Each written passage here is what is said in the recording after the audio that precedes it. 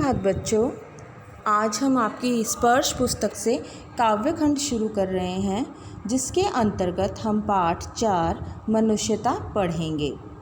इसके जो कवि हैं बच्चों, मैथिली शरण गुप्त जी हैं। इस कविता के माध्यम से वो हमें समझाना चाहते हैं कि हमें कभी भी मनुष्यता का त्याग नहीं करना चाहिए, यानी हमारे अंदर जो है वो इंसानियत बची रहनी चाहिए। चाहे कोई व्यक्ति अच्छा है या बुरा है, हमें उसके साथ अच्छा व्यवहार करना चाहिए और दूसरों की हमेशा मदद करते रहना चाहिए।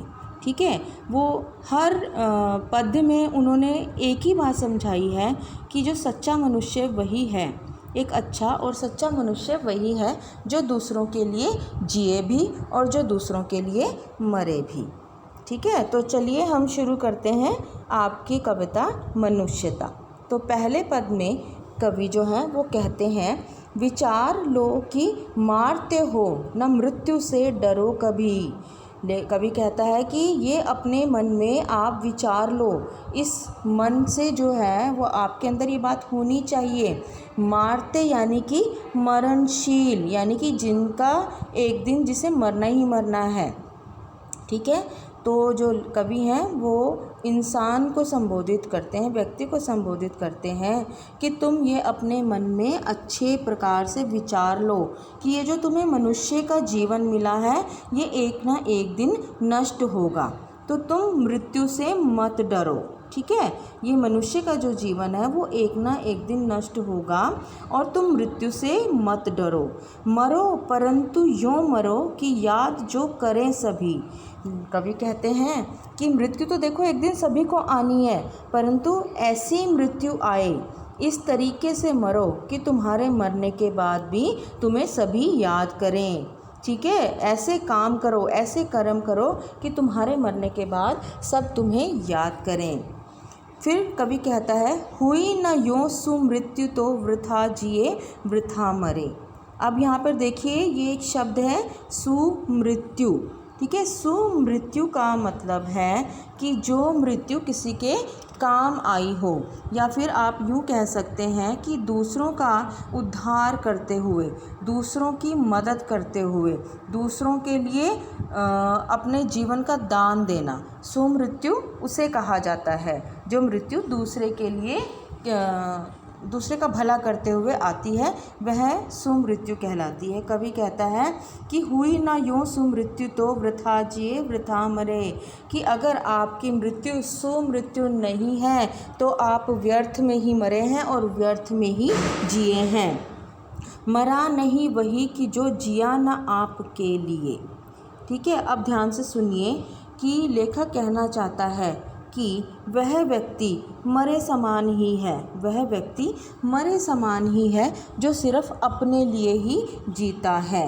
ठीक है, वह व्यक्ति मरे समान ही है जो अपने लिए ही जीता है। वही पशु प्रवृत्ति है कि आप ही चरे, और ऐसा व्यक्ति जो है वो पशु के समान है। जो व्यक्ति अपने लिए जी रहा है, अपने लिए मर रहा है, वह व्यक्ति है, उस व्यक्ति की प्रवृत्ति, उस व्यक्ति का जो स्वभाव है वो पशु की तरह है, क्योंकि जो पशु है वो स्वयं ही चरता है। ठीक है, वो अपने आप ही चरता है, वो किसी को चराता तो नहीं, वो अपने आप ही चरता है। तो इसीलिए जो व्यक्ति सिर्फ अपने लिए जी रहा है, अपने लिए मर रहा है, कभी उसकी प्रवृत्ति को, उसके स्वभाव को पशु के साथ तुलना कर रहा है कि उसका स्वभाव जो है वो पशुओं की तरह है। वही मनुष्य है कि जो मनुष्य के लिए मरे। लेकिन अब अंत में कवि कहता है कि वही सच्चा मनुष्य है जो दूसरे मनुष्य के लिए जिए भी और मरे भी। ठीक है बच्चों, तो हमने पहले पद में पढ़ा कि किस प्रकार हमें सुमृत्यु को प्राप्त होना चाहिए और हमें पशु प्रवृत्ति नहीं अपनानी है। ठीक है, और ये हमने अपने मन में विचार कर लेना है कि हमारा शरीर एक दिन नष्ट होगा, तो हमें मृत्यु से नहीं डरना है। ठीक है, तो दूसरे पद में देखिए क्या कहते हैं, उसी उदार की कथा सरस्वती बखानती। ठीक है, उदारता यानी कि हर इंसान के अंदर उदारता का गुण भी होना चाहिए। ठीक है, अगर सामने वाला कुछ गलती कर देता है तो उसे क्षमा करने की हम में हिम्मत होनी चाहिए। तो जो कवि हैं वो उदारता को मनुष्य का महत्वपूर्ण गुण मानते हैं। ठीक है, और उदार व्यक्ति की जो कथाएं पुस्तकों में छपती हैं और ऐसे लोगों की वाणी ही उनका बखान करती हैं। लेखक कहता है कि उसी उदार की कथा सरस्वती बखानती, यानी कि जो उदार व्यक्ति होता है उनकी कहानियाँ, उनके चर्चे जो हैं पुस्तकों में भी छपते हैं और ऐसी ही उनके नाम से पुस्तकें भी बनती हैं, उनमें उनके नाम की कहानियाँ भी होती हैं। सरस्वती बखानती मतलब कि जो पुस्तकें हैं उनके अंदर उनकी कथाओं का बखान होता है। उसी उदार से धरा कृतार्थ भाव मानती। लेखक कहना चाहता है कि उदार व्यक्ति के जन्म से यह पृथ्वी भी धन्य हो जाती है। उसी उदार से धरा यानी कि उदार व्यक्ति का जो जन्म होता है तो धरा यानी कि पृथ्वी उसका आभार मानती है, वह धन्य हो जाती है। उसी उदार का सदा सजीव कीर्ति कूजती। कवि कहता कि उसका यश सदैव अमर रहता है और यह सारा संसार उसकी पूजा करता है।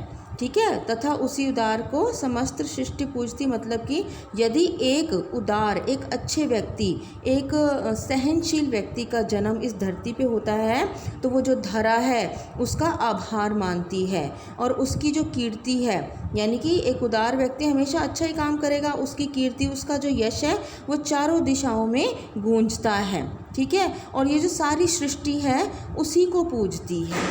ठीक है, अखंड आत्मभाव जो असीम विश्व में भरे।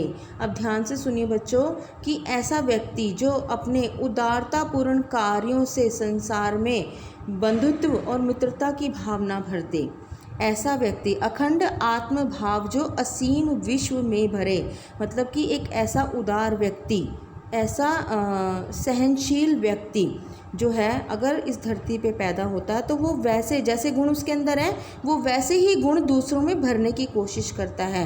असीम विश्व में भरे यानी कि मित्रता का भाव, ठीक है, उदारता का भाव, क्षमा का भाव वो संसार के हर प्राणी में भरना चाहता है। वही मनुष्य है जो मनुष्य के लिए मरे। अंत में कवि फिर से यही कहता है कि सच्चा मनुष्य वही है जो दूसरों के लिए जिए और दूसरों के लिए मरे। ठीक है बच्चों, तो आज हमने मनुष्यता कविता के पहले 2 पदों को किया है। ठीक है, कि पहले पद में कवि ने कहा कि तुम अपने मन से मौत का डर जो निकाल दो, क्योंकि ये जो शरीर है वो हमें एक ना एक दिन हमें छोड़ देगा, वो नष्ट हो जाएगा और हमें सुमृत्यु मिलनी चाहिए, और यदि सुमृत्यु नहीं मिली तो हमारा जीवन व्यर्थ ही चला गया। और हम यदि खुद के लिए जी रहे हैं, खुद के लिए मर रहे हैं बच्चों, तो हम पशु प्रवृत्ति में, हमारा स्वभाव पशु के समान है क्योंकि वह स्वयं चरता है। ठीक है, तो हमें हमेशा दूसरों के लिए जीना है और दूसरों के लिए मरना है। दूसरे पद में फिर से कवि कहता है कि अगर एक उदार व्यक्ति, एक सहनशील जिसके अंदर सारे अच्छे गुण हैं, वह इस धरती पे जन्म लेता है तो ये धरती भी धन्य हो जाती है। ठीक है, और उसकी जो कीर्ति है, उसका यश चारों दिशाओं में गूंजता है। ठीक है, समस्त सृष्टि पूजती, ऐसे व्यक्ति को सारी सृष्टि पूजती है। आत्मखंड भाव जो असीम विश्व में भरे, यानी कि वैसा एक ऐसा व्यक्ति अपने जो अच्छे गुण है वो सारे दुनिया के लोगों में भरता है। तो ऐसा ही इंसान इस धरती पे पैदा होना चाहिए और कवि हमें ऐसा ही इंसान बनने की प्रेरणा भी देता है। और अंत में कवि वही समझाता है कि सच्चा मनुष्य वही है जो दूसरों के लिए जिए भी और दूसरों के लिए मरे भी। ठीक है, तो हम आज इसके सिर्फ ये 2 पद करेंगे, तो आप इसे एक बार फिर से पढ़िए और इसे समझने की कोशिश कीजिए। धन्यवाद।